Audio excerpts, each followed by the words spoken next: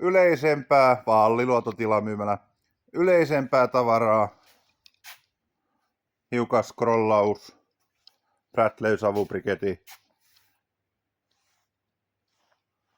Tilamyymälässä voi olla omiakin tarjouksia ja onkin hihastakin ja kysyy. En mä sinne nettiin muista kaikkia edes pistää.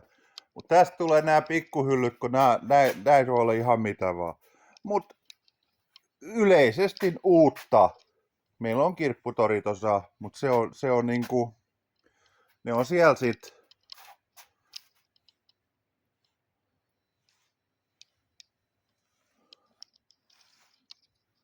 Mut mä nyt otan tästä näitä videoita nyt, kun asiakka ihmeessä. Kosa on uut ja sit tulee lisää uut ja verkkokauppa on täynnä tavaraa. Pääsee vähän kartalla. Tää on tästä liikkeestäkin koko systeemistä, mutta nää helpottaa.